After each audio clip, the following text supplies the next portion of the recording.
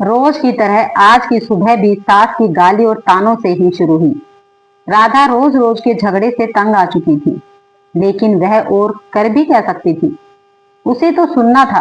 वह चुपचाप सास ससुर और पड़ोसियों के ताने सुनती और रोती।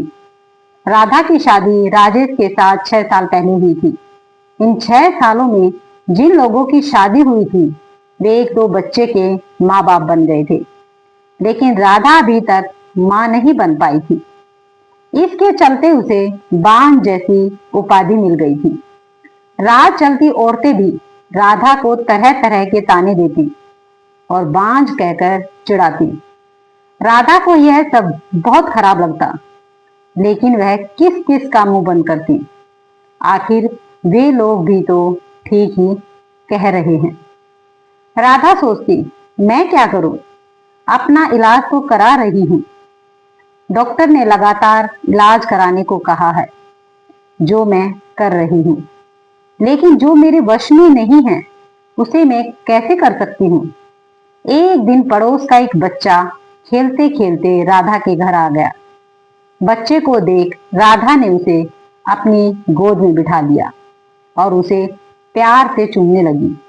जब सास ने राधा को दूसरे के बच्चे को चूमते हुए देखा तो वह बिफर पड़ी। वह उसकी गोद से बच्चे को छीनते हुए बोली, कलमुही, बच्चा पैदा करने की तो ताकत है नहीं, दूसरे के बच्चों से अपना मन बहलाती है। अरे तू क्यों डालती है अपना मनहूस साया दूसरों के बच्चों पर? तू तो उस बंजर जमीन की तरह है जहां फसल तो दूर घास भी उगना पसंद नहीं करती। जब राधा से सास की बातें नहीं सुनी गई तो वह अपने कमरे में जाकर अंदर से दरवाजा बंद कर रोने लग गई। रात को राजेश के आने पर राधा ने रोते हुए सारी बात उसे बता दी और बोली, मैं बड़ी अभागिन हूं। मैं किसी की इच्छा पूरी नहीं कर सकती। ऊपर से मुझ पर बांझ होने का धब्बा भी लग चुका है। राधा की बातें सुनकर राजेश ने कहा, तुम माँ की बातों का बुरा मत मानो। उन्हें ऐसा नहीं कहना चाहिए। हर माँ बाप की इच्छा होती है कि उनके परिवार को आगे बढ़ाने वाला उनके रहते हुए ही आ जाए। तुमसे यह इच्छा पूरी नहीं होते देखकर माँ तुमसे उल्टी सीधी बातें बोलती है। तुम चिंता मत करो, तुम्हारा इलाज चल रहा है, तुम जरूर माँ बनोगी। राधा बोली, मेरी एक सहेली थी, वह भी बहुत दिनों बाद माँ बनी थी। माँ बनने में देर होते देखकर जब उसने अपना इलाज कराया तो जांच में उसने कोई कमी नहीं पाई। कमी उसके पति में थी। जब उसके पति ने इलाज कराया तभी वह मां बन सकी। हो सकता है उसी की तरह आप में भी कोई कमी हो, इसलिए मैं चाहती हूं कि आप भी एक बार अपना इलाज करा लेते। राधा की बात सुनकर राजेश भड़क उठा, मुझ में भला क्या कमी हो सकती है? मैं तो बिल्कुल ठीक हूं। मुझ में कोई कमी नहीं है। मेरी चिंता छोड़ो, तुम अपना अच्छी तरह इलाज करा लो। मैं मानती हूं कि आप में कोई कमी नहीं है, लेकिन तसल्ली की खातिर राधा ने सलाह देने के ख्याल से ऐसा कहा, लेकिन राजेश ने उसकी बात को बीच में ही काट दिया। नहीं राधा, तसल्ली वगैरह कुछ नहीं। मैंने कहा ना कि मुझ में कोई कमी नहीं है। राजेश ने उसे डांट दिया। पति के भड़के मिजाज को देख राधा ने चुप रहना ही उचित समझा। शहर के बड़े से बड़े डॉक्टर से उसका इलाज हुआ, फिर भी उसकी कोख सूनी ही रही। डॉक्टर ने जांच के दौरान उसमें कोई कमी नहीं पाई। देखा, राधा, रिपोर्ट देखने के बाद तुम में कोई कमी नजर नहीं आती। शायद तुम्हारे पति में कोई कमी होगी। तुम एक बार उसे भी इलाज कराने की सलाह दो। डॉक्टर ने उसे समझाया। अब राधा को पूरा भरोसा हो गया था कि उसमें कोई कमी नहीं है। मां बनने के लिए कमी उसके पति में ही है। लेकिन उसे कौन समझाए? उसे राजेश के गुस्से से भी डर लगता था। एक दिन किसी ने राधा की सास को बताया कि पास ही गांव के मंदिर में एक बाबा रहते हैं जिसकी दुआ से हर किसी का दुख दूर हो जाता है। सास ने यह बात अपने बेटे राजेश को बता दी और राधा को बाबा के पास भेजने को कहा। रात को राजेश ने राधा से कहा, कल तुम मंदिर चली जाना, ठीक है? मैं चली जाऊंगी, लेकिन मैं डॉक्टर के पास गई थी।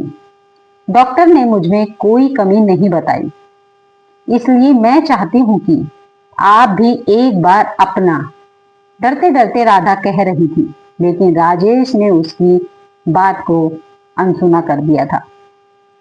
राधा, मैं कहीं नहीं जाऊंगा, तुम कल मंदिर में बाबा के पास चली जाना। ऐसा कहकर राजेश सो गया। राधा ने भी अपने माथे पर लगा बांझपन का धब्बा मिटाने के लिए बाबा के पास जाकर उनसे दुआ लेने की सोच ली। दूसरे दिन सवेरे नहा धोकर वह बाबा के पास चली गई। मंदिर में लगी भीड़ को देखकर उसे भरोसा हो गया कि वह भी बाबा की दुआ पाकर मां बन सकती है। राधा बाबा के पैरों पर गिर पड़ी और कहने लगी, बाबा, मेरा दुख दूर करें। मैं 6 साल से बच्चे का मुंह देखने के लिए तड़प रही हूँ।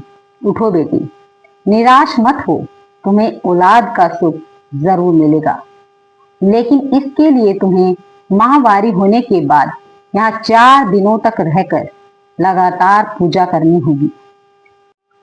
ठीक है बाबा, मैं जरूर आऊंगी। राधा खुशी से घर गई। घर आकर उसने सारी बातें अपने पति को बताई। मैं कहता था ना कि जो काम दवा नहीं कर सकती, कभी कभी दुआ से हो जाती है। बाबा की दुआ पाकर अब तुम जरूर मां बनोगी, ऐसा मुझे भरोसा है। तुम ठीक समय पर बाबा के पास चली जाना। राजेश ने खुश होते हुए कहा। राधा अब बेसब्री से माहवारी होने का इंतजार करने लगी। कुछ दिन बाद उसे माहवारी हो गई। माहवारी पूरी होने के बाद राजा फिर बाबा के पास गई। उसे देखते ही बाबा ने कहा, बेटी, जैसा कि मैंने तुम्हें पहले भी कहा था कि यहीं रहकर 4 दिनों तक लगातार पूजा करनी पड़ेगी, तभी तुम मां बन सकोगी। जी बाबा, मैं रहने के लिए तैयार हूं, राधा ने कहा। ठीक है, अभी तुम अंदर चली जाओ। रात से तुम्हारे लिए पूजा करनी शुरू करूंगा। अपनी चाल को कामयाब होते देख बाबा मन ही मन खुश होते हुए बोला।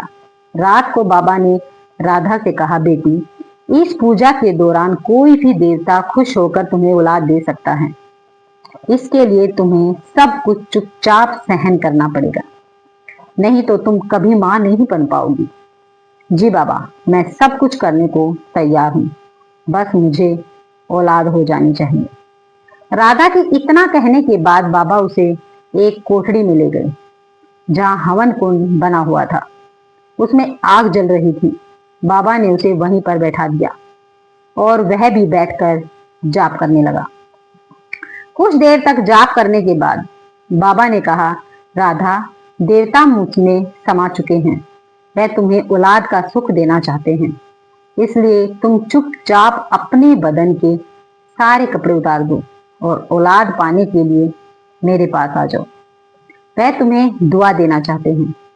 राधा ने यह सोचकर कि बाबा में देवता समा चुके हैं और देवता जो भी करते हैं गलत नहीं करते, इसलिए उसने अपने बदन के सारे कपड़े उतार दिए।